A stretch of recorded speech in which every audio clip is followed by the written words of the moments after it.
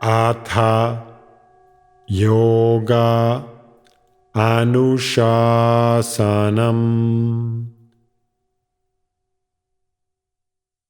Namaste. Welcome to Unravel the Thread, a podcast for people who want to apply the Yoga Sutras to yoga practice and to life today. Available online at simple-yoga.org, where you can also find courses, articles, videos, and guided meditations to enrich your practice. I am Ruben Vázquez, your companion on this journey of exploration. On today's episode, we continue our journey through the second chapter of the Yoga Sutra by exploring Sutra 234, Abstaining from Negativity and Violence. Sutra 234 says, choosing not to engage in negative and violent thoughts, emotions, or actions at any level prevents never-ending pain, imbalance, and suffering. Pratipaksha Bhavana. In the 20th century, Gandhi, inspired by the Bhagavad Gita, embodied nonviolence in an admirable and enduring way. This sutra echoes in Gandhi's words. If we could change ourselves, the tendencies in the world would also change. As a man changes his own nature, so does the attitude of the world change towards him. This is the divine mystery supreme. A wonderful thing it is, and the source of our happiness. We need not wait to see what others do. Although it may often seem that the practice of yoga is a solitary endeavor that may lead to isolation, the contrary is true. The more you are integrated, the easier it is for you to see that you're not alone, and indeed that you have never been alone. In support of verse 233, Sutra 234 specifically reiterates how negativity and violence plant seeds for never-ending pain and suffering. Although this may seem obvious, Patanjali categorically spells out how all violence will generate more suffering and ignorance, regardless of your role in it, as initiator, offender, or accomplice, or its cause, confusion, delusion, or anger. Engaging in negativity and violence plants the seeds for future experiences that will be colored by suffering. Observing your own internal environment, you can explore the immediate effects of negative and violent thoughts in yourself. Start by sitting or lying down in a comfortable position and relaxing any holding or tension to establish a baseline for your experiment. Then, bring into your space of awareness a negative emotion. Stay with it, noticing how you feel inside. Try this also with a negative thought or memory. How are your different systems affected by this negativity? Do you notice changes in your sensations, breath, and overall outlook?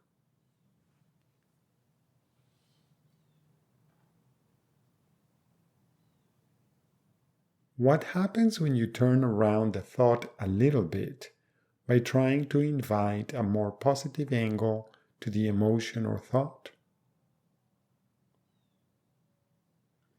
You may also explore the effects of negativity in your movements by standing in a neutral position with arms resting by your sides and with your mind in its habitual state. Then, open your arms out to the sides and lift them up. Then return your arms to rest by your sides again. Try this a few times.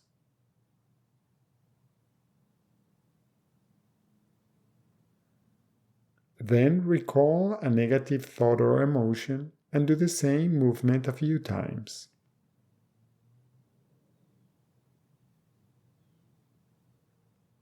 Does something change in the quality of your movements? What happens when you choose an inspiring thought or emotion and do the movements?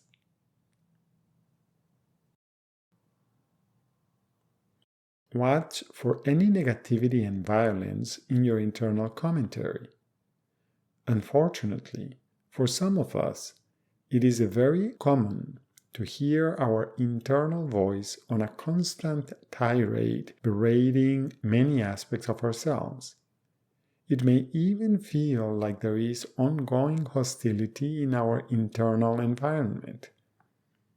Experiment to find out if turning around your ways of being toward uplifting and inspiring thoughts and emotions, pratipaksha bhavana, may contribute to create a more harmonious and integrated internal environment. Notice how these internal changes ripple out into your actions and interactions so that your participation in the world may become more mindful, compassionate, and meaningful.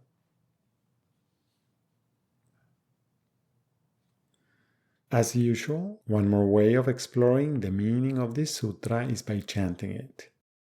You can choose to chant it in its traditional form with some of the words coming together.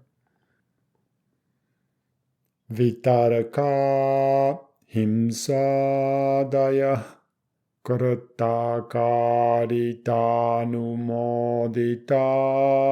lobha krodha moha purvaka mrudu madhya adhimatra dukkha jnanananta phala iti pratipaksha bhavanam.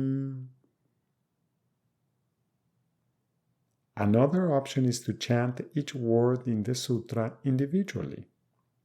Vitaraka himsadaya krita karita anumodita lobha krodha moha purvaka mrudu madhya adhimatra dukkha ajnana ananta phala iti pratipaksha bhavanam. Vitarakaha himsadaya krita karita anumodita lobha krodha moha purvaka mrudo madhya adhimatra dukkha ajnana ananta palaha iti pratipaksha bhavanam. Vitarakaha himsadaya krita karita anumodita lobha krodha moha purvaka mrudo madhya adhimatra dukkha ajnana ananta palaha iti pratipaksha bhavanam.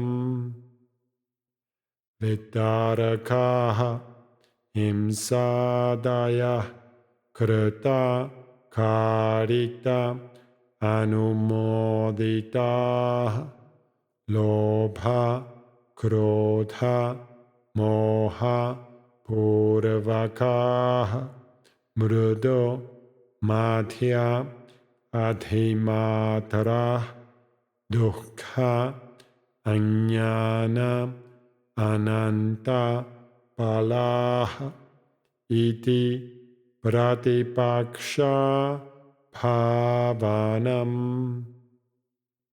vitarakaha himsadaya krita karita anumodita lobha krodha moha purvakaha mrudo madhya adhimatara dukkha ajnana ananta palaha iti pratipaksha bhavanam vitarakaha himsadaya krita karita anumodita lobha krodha moha purvakaha mrudo madhya adhimatara dukkha ajnana ananta palaha iti pratipaksha bhavanam. Thank you very much for listening. I hope you can join me for the next episode when we will continue by exploring Sutra 235. Please remember that you can find more information, yoga courses, and many free resources including articles, videos, and guided meditations at simple-yoga.org. I would appreciate it if you could share this podcast with others. Thank you. Until next time, Namaste.